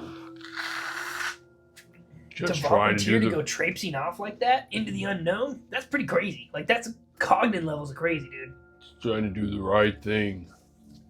Well, I admire that. That's why you're totally going to be on my crew if you ever want. Spot's available right now. Well, I'll think about it there, Cartug. I'll think about it. Anything else you'd like? Any kind of information you'd like to pull from otherwise? No, I think that it's pretty good information. Okay. There are a lot more conversations had through the rest of the evening, and you get the gist that everybody here holds Cognan in this like high esteem. Mm-hmm. God, I love the look of hate on your face. Mm-hmm. He's such a great guy. Truthfully, like, it is the most like blood boiling, frustrating feeling Yeah. to just this guy that you despise, you hate, and you have this like gnawing, disgusting feeling about him just through your entire essence. And everyone here loves him. It's like that popular kid at school, like the quarterback, and you were the theater kid, you know, like running in different circles, and he's the cool one, you're not. And just everyone loves him. There's not a bad thing said about Cognan. He's such a perfect guy. Cobble Roundstone talks about how he chased off Big Gertie. Big Gertie? Yeah. Let's go. You quickly learn also that Big Gertie is the enormous tentacle and the eye that you encountered. Oh. Yeah. Okay. Another one comments on the fact that he's a better fisherman than himself. Like Cognan is a better fisherman than himself. And the only difference is that Cognan fishes with blades and he fishes with hooks. But massive respect for the amount of fish that he's come back. There's another one. You do meet one kind of like a punk rock kind of girl, middle-aged. She's got kind of like short, spiky hair. She's another Earth Genasi with kind of like this, like what are those? Oh wait, are geodes the one where like you crack them open? They have like lots of crystals. Mm-hmm. Okay, so like if you inverted a geode, that's what her hair looks like. It's kind of like spiky and all like different kind of colors. Oh, sick. But the rest of her skin is kind of like that grayish outer covering of a geode. And her name is Kirsten Woto. She is a young Earth Genasi female, and she kind of has a jaded point of view for him, but it's more of like the rebellious jaded, just based upon her overall vibe. She has a lot of like respect amongst the community. You can kind of see that she's one of the people that organizes the comings and goings of everybody, but Kirsten makes the comment that he only comes here for praise. If it weren't for our infatuation with him, he wouldn't even come back. And so she kind of thinks he is just soaking up the sun, and not actually a true good guy. Other than her, everybody else sings her praises. You meet Darblar's Jadebiter, who is the old woman. She is colloquially called Grandma. You said Darblar? Darblars. Oh, Darblars. And her last name is Jadebiter. Once again, most people just call her Grandma. She is an elderly Svirfniblin, same as Cognan, not you. And she just kind of dotes on Cognan anytime it brings him up, and she's like, "Oh, he's just so sweet." Oh gosh, he's just a sweet young boy. Just constantly talking about how sweet. To go to the home. Just constantly talking about how truthfully sweet she is, and she's the one manning the cook pot. So she's kind of, pick yourself. How can I dust your shoulders off? Yeah. But other than that, the evening is very enjoyable. Okay. All of the fishermen, they're very chummy with you. They're welcoming. They bring you into the community. Chummy. They bring you into the community and they give you a place to stay for the night. The empty abode of Ignis Clay is your and Carlisle's home. Awkward. Yeah, Okay. a little bit, but I mean, there's not really any other Yeah. place to sleep other than on a ship. So, over the course of the evening, you do message up to Sage. Zage, thank you, and tell him that it is safe here on Greygrim Island and to remain in orbit as you guys take a rest, a well-needed rest on Greygrim Island. That night then, Yep. when we're getting ready to fall asleep then, or when it's just Carlisle and I. Yeah. So we'll have this moment of as you guys kind of like debrief. At the end of the day, Carlisle, jeez, quit mixing up these names. I know. Carlisle just had sent the message using his own messaging system to Zage and kind of informed him of your guys' intent to stay with your permission. He's like, Is that okay with you? I don't want to push any boundaries, but Everything seems to be fine. Yeah, I don't have a problem with it. I think so too. This place is weird. It's weird.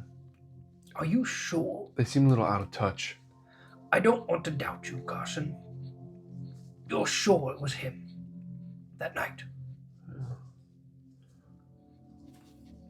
I'm more sure than I've ever been with anything in my life.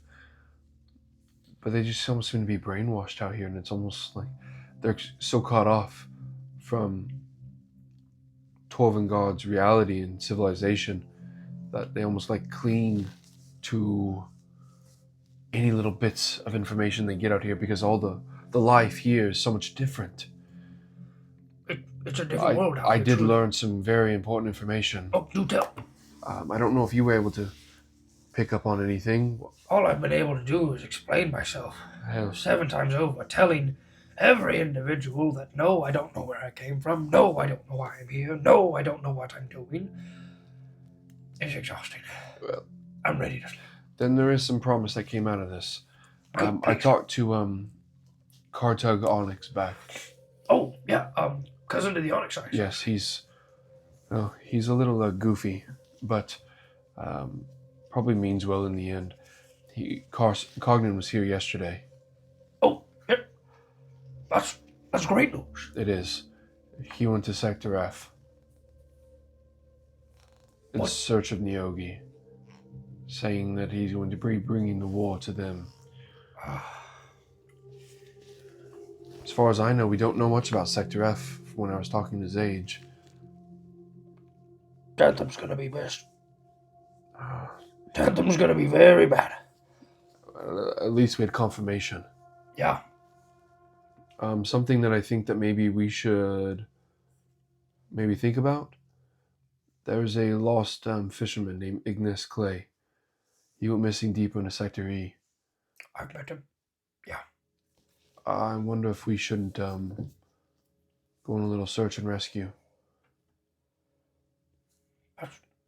That's honorable. I Well, like that. I think that would be. I don't know about going into Sector F. That's, of course, your call to make. I don't know what's out there. I don't either.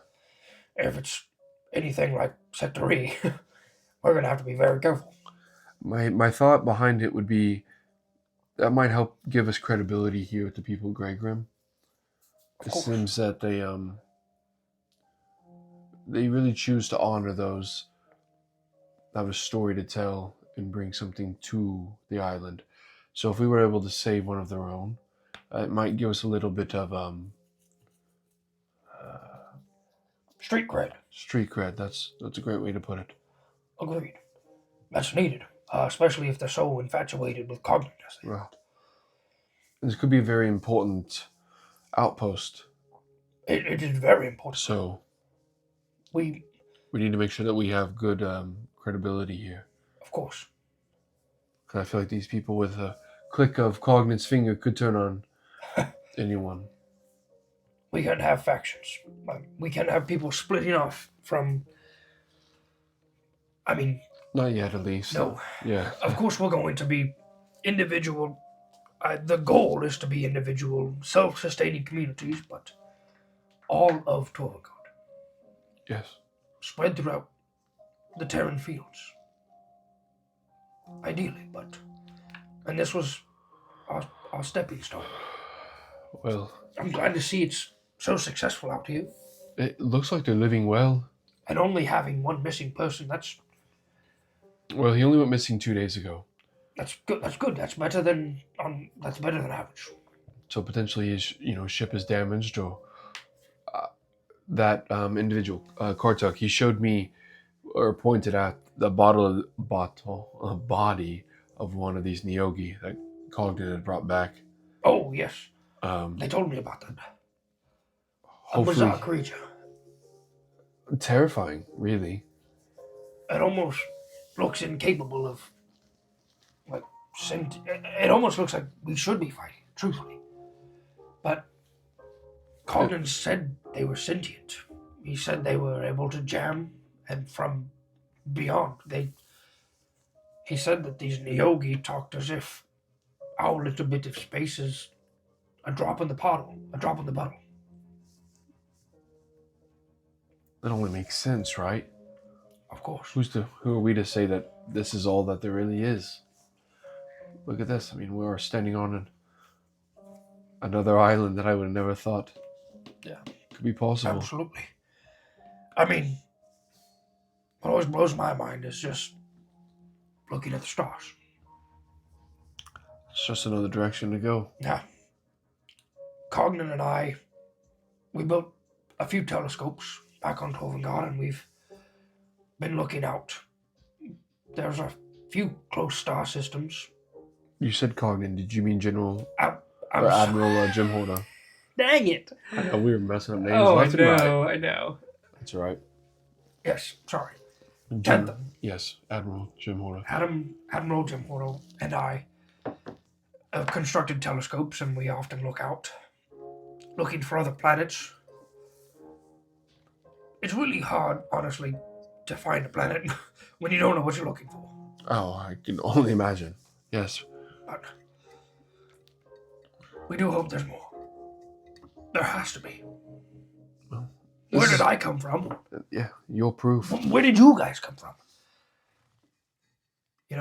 There's a history aboard Torvengard just doesn't make sense. Your guess is as good as mine. As far as I can tell, and I've done as much digging as I can. Torvengard, every resident says they simply woke up one day. Of course, that's all in the history books, 1800 years ago, but it's as if there was nothing and then there was Torvengard. But I'm here. I'm not of Torvengard. It doesn't... There has to be more. No, I think you're right. I think there has to be much more. Much, much more. Terrifyingly more.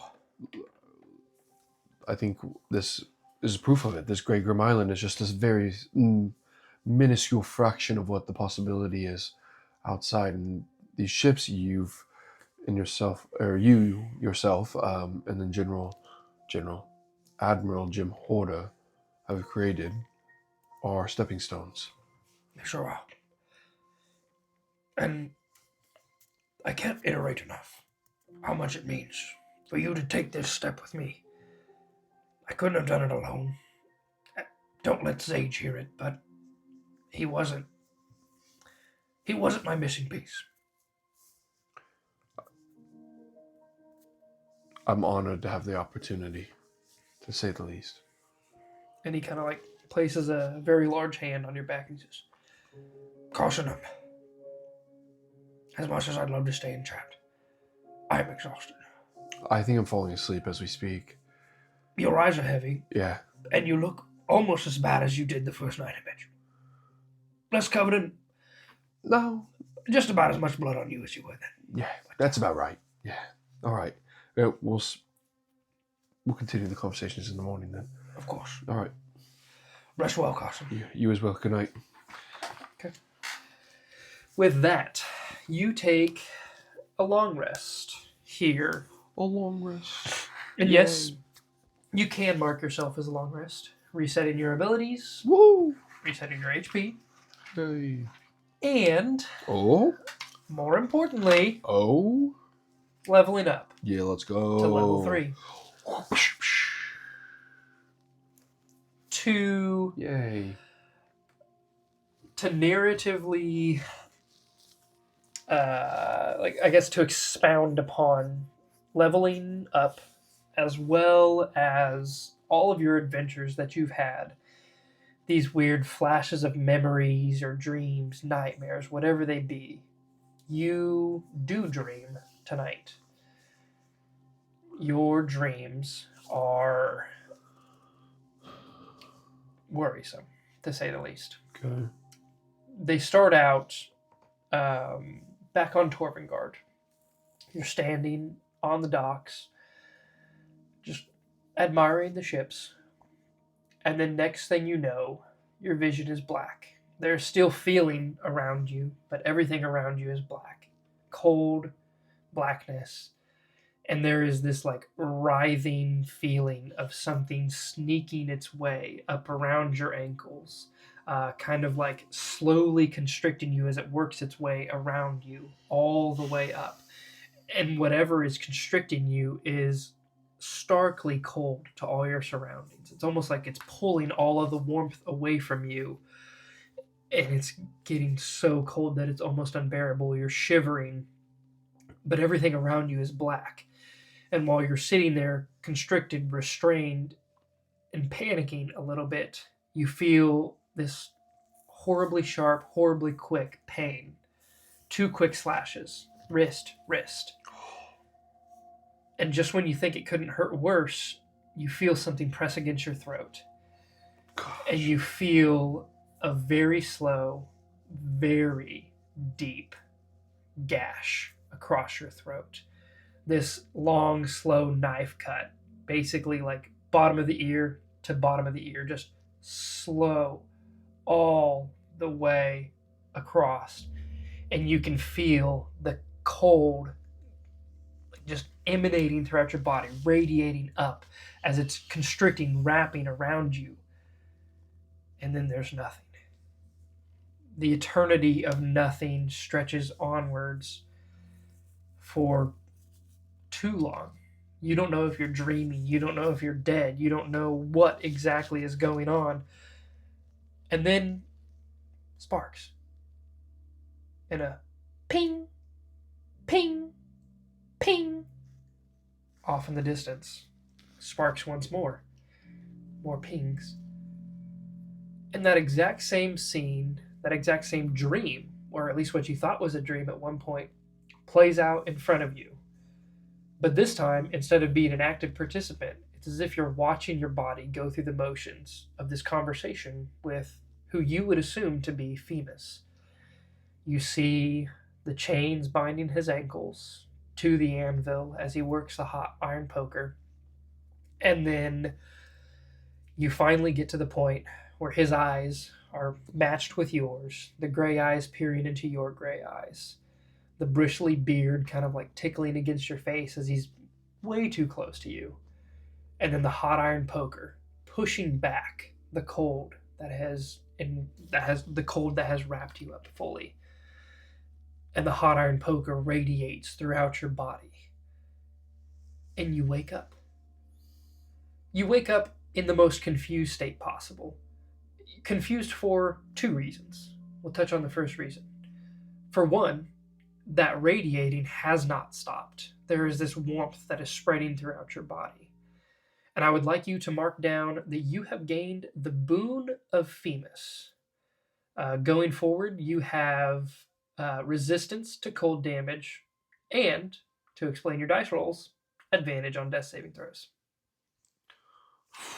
That's wild. As divine ichor courses through your veins. Advantage on death saves. Facts. Yes. Facts. Facts. I don't know why I just said that. I hate myself so much. That's facts, bro. Facts. That's true facts. I have, what was my other? Resistance to cold damage. Oh. Yes.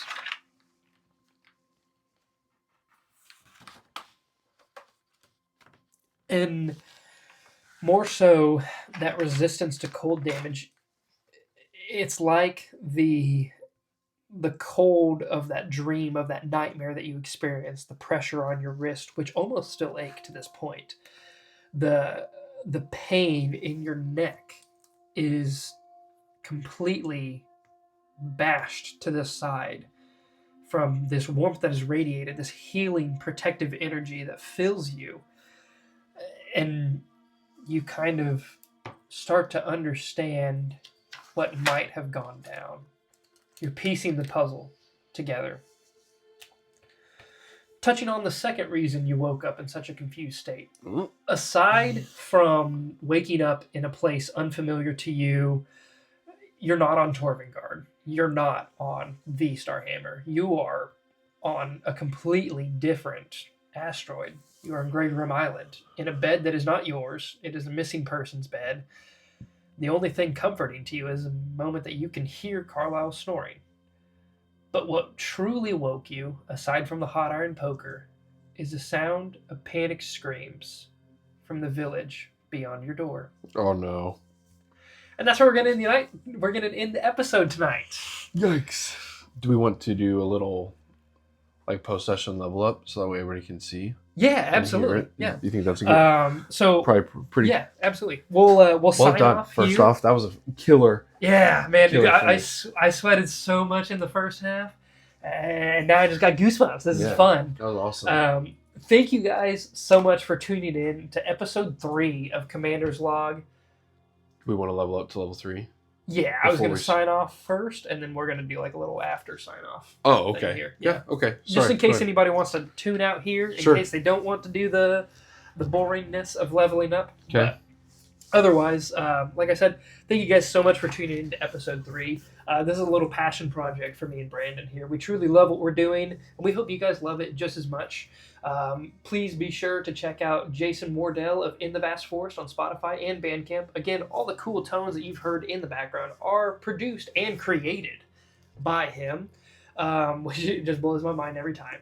And moreover, if you like the podcast or the stream or the video, whatever you platform you're watching us on, be sure to share us with your friends, comment how we're doing, changes, issues, anything. We'd love to hear your feedback. Yeah, just give us your opinions. I mean, that's all we can do is grow, and whatever you guys like or don't like, we'll gladly take it with a huge, not a grain of salt, but the opposite of a grain of salt. Yeah. And take it with a strong opinion. Yeah, and hopefully absolutely. make it better. Yeah. So, yeah, we cannot thank you enough. Thank you for tuning in.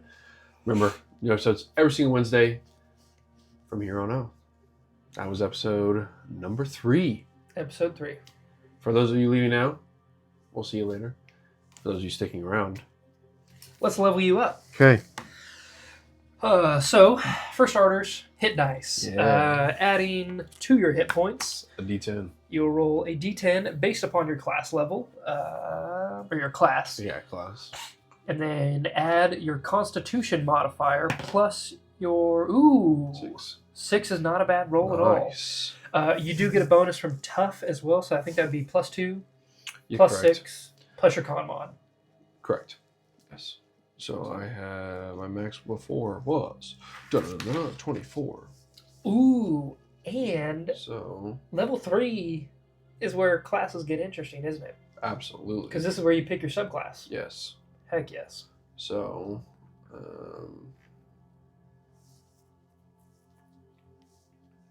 what is going on?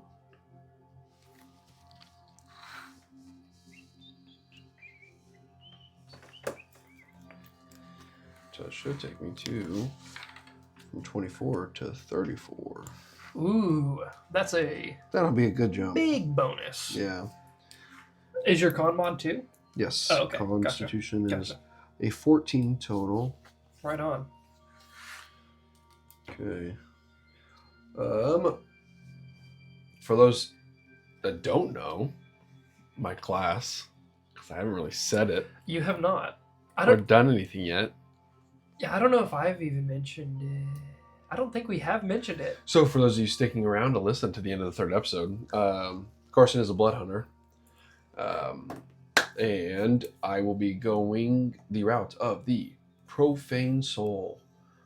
As you can tell, there's a strong tie to Themis, and we're going to see where that goes. I like that touch. But the cool part is, I also, because I'm ASMR at 3rd level, I think it's at 3rd level I get it, because I don't think I had it before, I gain resistance to necrotic and radiant damage. Do you really? Yes. Wow, that's awesome. Yes. And I also gain I get a little bit of pack magic with the Profane Soul Yep. at 3rd level, and then I get my right focus, which I'll be able to... Oh, that's where you get to deal the right damage on your Yes, strikes. where I will be able to do my right damage, which, I haven't done I guess I did have it at 3rd. Oh, I can... Right focus is I use when my right is on the weapon, that is my spell focus. So I've had it. I just haven't done it. Oh, okay. I just was afraid to take too much HP away because the fight. And we're back. Having technical difficulties nonstop, but luckily that one doesn't really affect too much. But yeah, I've had my Crimson Right, just not a good time for yet. I haven't done any blood curses yet. This has not been a good time for yet. Yep. But now that I have some at least a little bit more HP to play with, since there's only have a D4 for my Hemocraft die. Yeah. Now at least I maybe can. You can float a afford little bit. 4 hit points. So. Yeah, because that was my thing. I was like, dude, if I roll 4 on something, that could be detrimental potentially. So absolutely. Pull a towel. So yeah, amen. So next time, we'll see. I have a lot more on my fingertips. Sweet. I'm super excited to see how the Blood Hunter plays Yeah. out.